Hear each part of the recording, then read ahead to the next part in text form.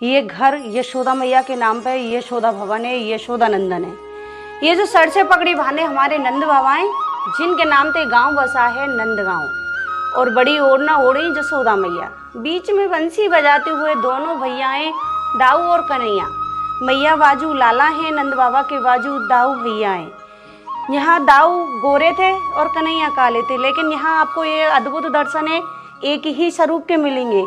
आपने सुना होगा सूरदास जी का एक पद आता है जिसमें कन्हैया ने यशोदा मैया से दाऊ की शिकायत करी कि मैया मोई दाऊ बहुत खिजावे, यानी चिढ़ावे। मैया मोई दाऊ बहुत खिजावे, मोह से कहें तो मोल को लियो, और तू यश मत कब जायो, और गोरे नंद यशोदा गोरी तू कारो किते आयो। तो भगवान मैया के पास में चल गए, कह तो मैया आज मोई गोरो कर दे, ना तो दाऊ भैया कारो कर दे। तो मैया ने दाऊ जी के चेहरा पे कारो लगा दी और आते दोनों भैया एकसार हो गए, कलुआ और भरुआ। ये हमारे यहाँ के देसी नाम है। ये हमारी बड़ी यशोदा मैया है, जिनके नाम से भवन है यशोदा भवन। इधर की साइड में हमारी राधा रानी है। हमारे यहाँ राधा रानी की ससुराल है। जैसे पहले एक बहू मर्यादा में रहती थी यशोदा मैया की बगल में, ऐसे ही राधा रानी यहाँ पर्दे से ही। जो राधा रानी के आजू बाजू ये है रेवती जी और रोहिणी जी। रोहिणी बलराम जी की माता ही और रेवती बलराम जी की धर्मपत्नी। ये हमारे भगवान के गैया चराने वाले सखा धन सुकार मन सुका, जो एक मन का सुख देते हैं और एक धन का। ये नंद बाबा का पूरा परिवार है। यहाँ नंद बाबा की बेटी योग माया जी के भी दर्शन है, जिनके संग भगवान की अदला बदली हुई। योग माया जी के दर्शन है। अच्छा। जो हमारे नंद बाबा की बेटी थी, जिनके संग हमारे गोविंद की अदला बदली हुई। ये किसी देवी का रूप नहीं है। हाँ। ये भगवान की वो माया रूपी कन्या बन के आई कि घर मेरा, बेटी मेरी, बेटा मेरा, मेरा मेरा करके माया पैदा हुई, जो नंद भवन में आई और भगवान वसुदेव जी के यहाँ आए। वसुदेव जिस कन्या को लेके गए, ये वो योग माया है। योग से प्रकट हुई तो इनका नाम योग माया पड़ गया। ये वो हॉल था जिसमें नंद बाबा ने प्रथम बार भगवान की जन्म खुशी मनाई, जो आज हम जन्माष्टमी के रूप में मनाते हैं। भगवान का जन्म मथुरा में हुआ, कंस की कारागार में, और उन्हें पहुंचा दिया गया था गोकुल में। नंद महल गोकुल में था, नंद बाबा गोकुल के राजा थे। और जब गोविंद गोकुल में पहुंचे तो कंस का अत्याचार बढ़ गया।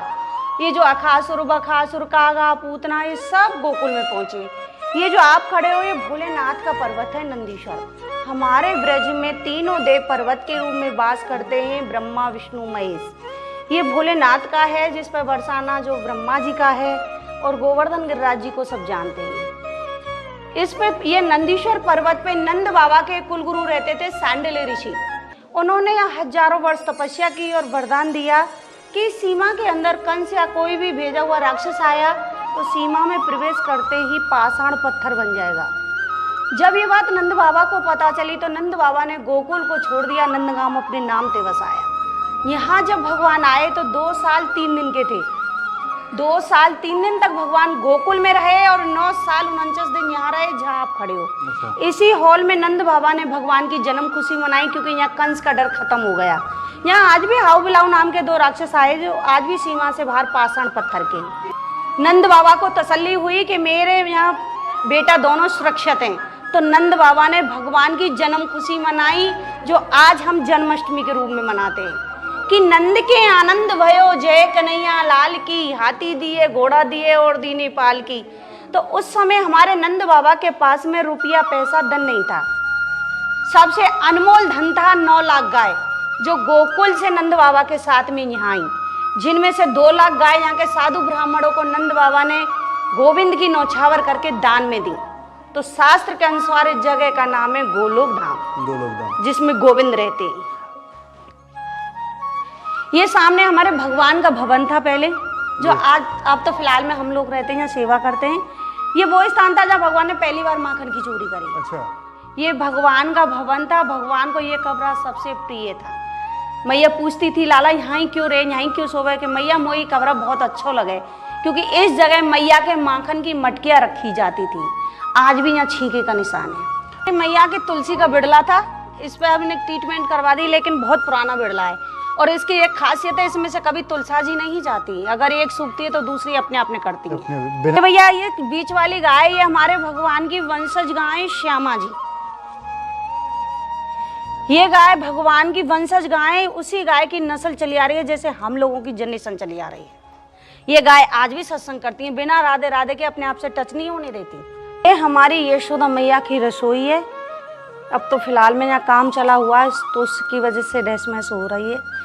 ये रसोई थी, चूल्हे का काम था, वो भंडार घर था जिससे स्टोर रूम बोला जाता है आज की भाषा में।